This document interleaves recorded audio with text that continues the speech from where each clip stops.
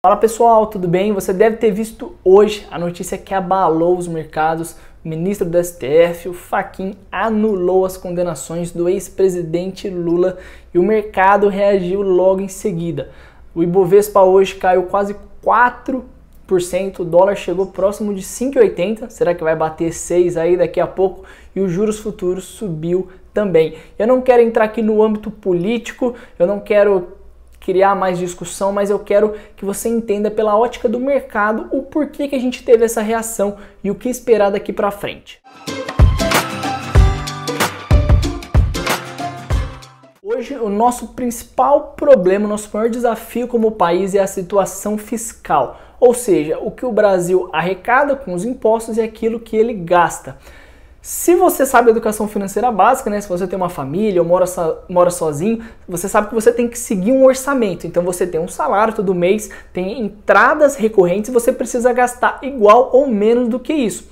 Já o governo faz completamente o oposto. Ele ganha X e gasta 1,5x, gasta 2x. É assim como uma família, quando gasta mais do que ganha, precisa se endividar. Para suprir esse déficit, essa diferença entre o que ganha e o que gasta, o governo precisa emitir dívida. E o que a gente vê hoje é um patamar de dívida chegando próximo, dependendo da metodologia, a 90% do PIB. E a cada semana a gente tem uma nova previsão dos economistas de quando a nossa dívida vai chegar a 100% do PIB. E antes de você ficar assustado ou querer comparar o nosso país com outros países mais desenvolvidos, menos desenvolvidos, saiba que, da ótica dos investidores, mais importante do que o quanto está a dívida é a sua trajetória. Então você pode ter uma dívida alta, mas que está em uma trajetória cada vez mais estável ou até decrescente. E isso é positivo.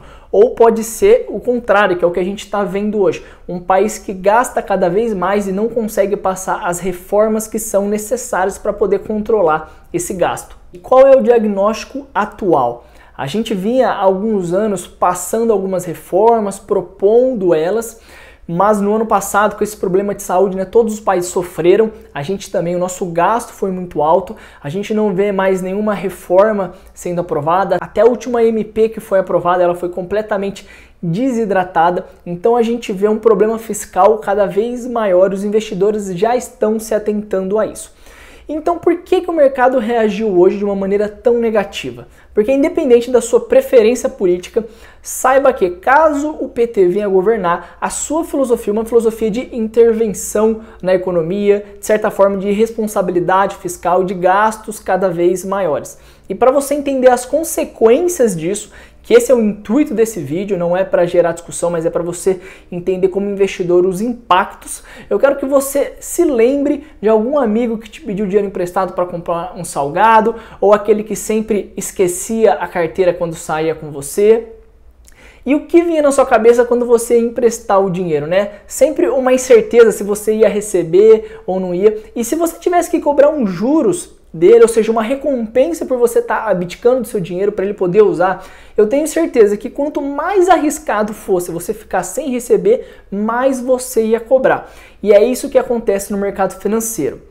Com essa trajetória de dívida crescente, com esses problemas políticos, com uma falta de clareza com aquilo que vai acontecer com o nosso país pelos próximos anos, o que os investidores fazem é exigir, é requerer uma taxa cada vez maior para emprestar o dinheiro para o governo através dos títulos públicos. E a gente tem então duas grandes consequências diante desse cenário. Primeiro, com o aumento dos juros, o custo de crédito se torna cada vez maior. Então talvez aquele projeto que você estava pensando em tirar da gaveta, talvez ele volte para a gaveta. Ou mesmo uma empresa que ia construir uma nova fábrica, começar uma nova linha de produção, talvez ela postergue. Isso porque o crédito, seja bancário, seja através do mercado de capitais, fica mais caro.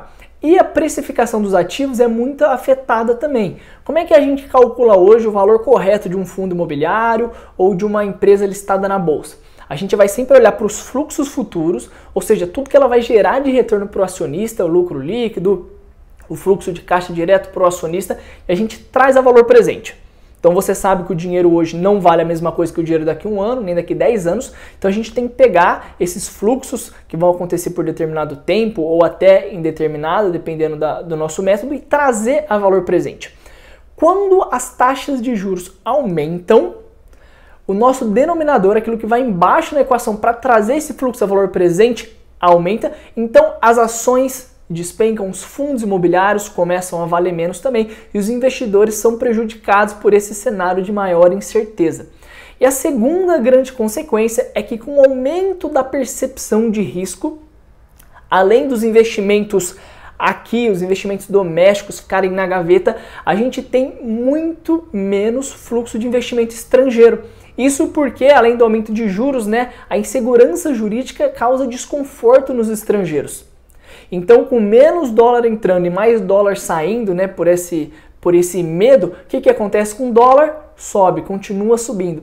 Isso é refletido no combustível, que a gente já está vivendo isso hoje e pode ser que piore, é refletido no trigo, no milho, que vai acabar chegando nos nossos lares através de refeição e através de outros produtos. A nossa inflação continua aumentando e a gente é prejudicado por esse cenário. E a grande reflexão aqui não é para você sair discutindo quem vai ganhar em 2022, qual é melhor ou qual é menos pior, mas é para você entender como a sua carteira de investimentos sofre com isso, ou como ela se beneficia, como você tem se preparado para esse cenário. E comenta aqui o que você achou dessa notícia, se você ficou assustado também, se a sua carteira sofreu muito hoje, e o que você espera daqui para frente.